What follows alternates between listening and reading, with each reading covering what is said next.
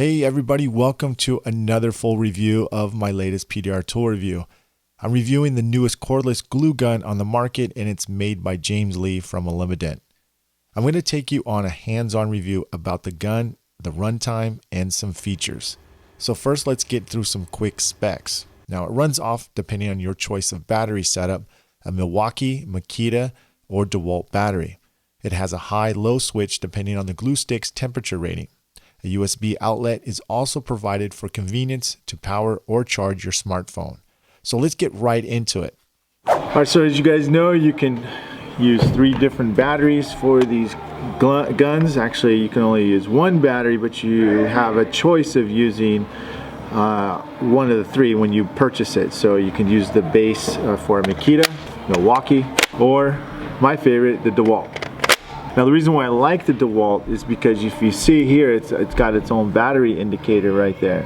Really handy, because instantly you can see how much battery you're going to have left. Now as usual, once you turn it on, you got the green light right there, okay?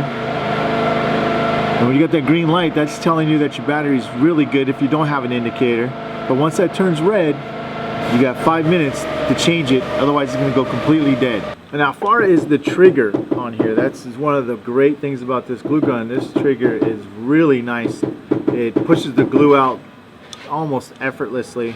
So what I'm going to do is I'm going to kind of give you a demonstration about how this works. So I'm going to use a Kiko Super Tab so I don't burn my fingers.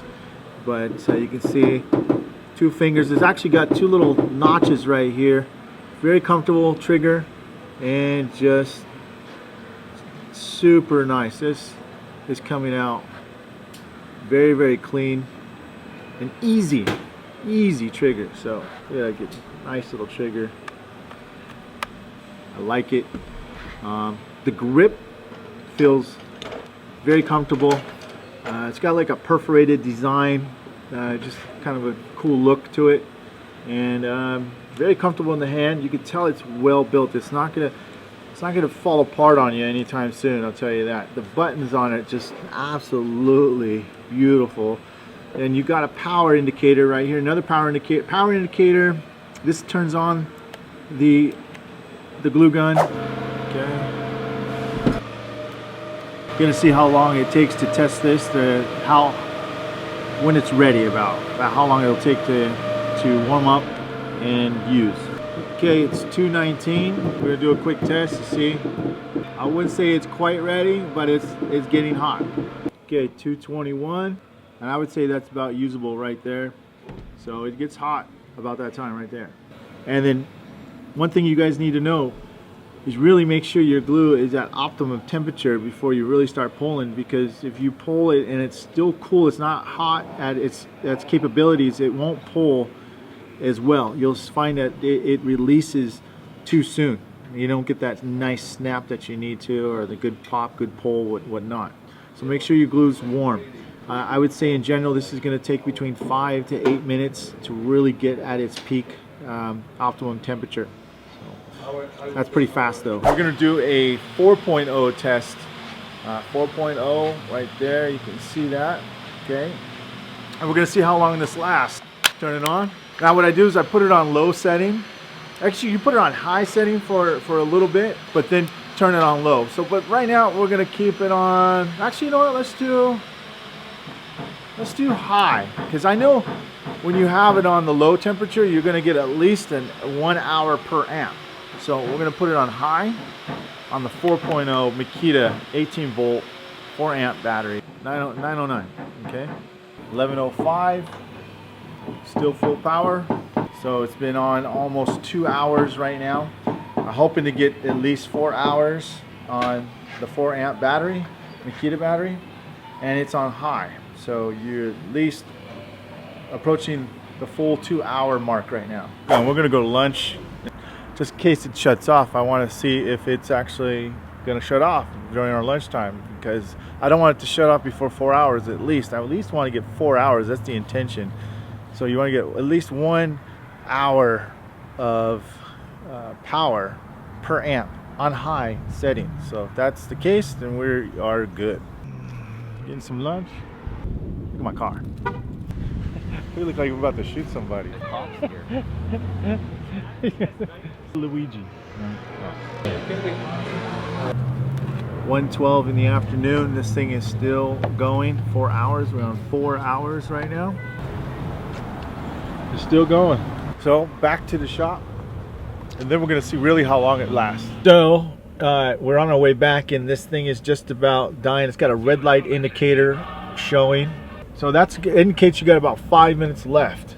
Okay, I know this is a weird review, but 5 minutes left, and if you let it run completely dead and you do not change it within that red light, it has like a 30-second reset. So it's not gonna, if you put another battery right away in it, it's not gonna turn on. So you have to wait about 30 seconds and then click it a couple times, and then it'll turn back on with the new battery. So very important, make sure you remember that, because you'll probably think something's wrong with your glue gun. It's just a reset.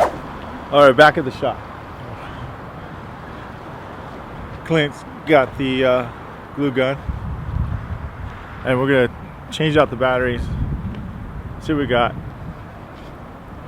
That's a Makita battery, so let's see here.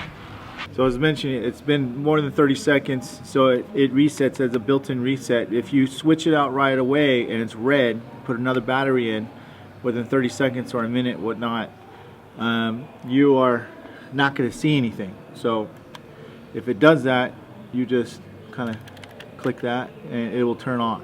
So it's a very important feature, so make sure it's to protect your batteries, the battery inside, and the electronics inside as well. So it's a cool feature. You can see that again, that this light, this green light, it will turn red 5 minutes prior to really shutting off all the way.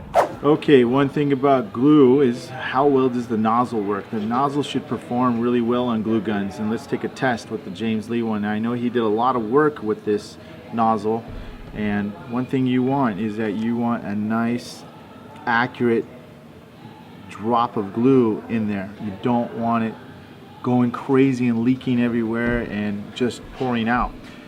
You want to be able to control how much glue you want with a lot of accuracy. Now this might be a little bit too less of a glue for this size of tab, but just maybe if you want to go a little bit bigger, that's something I would do. And if you do got a lot of dripping, the chances are, which I do on this one, I have this on high temperature right now, but this glue is not really for high temperature. You want to set it to low temperature, and this is the glue tracks from Anson.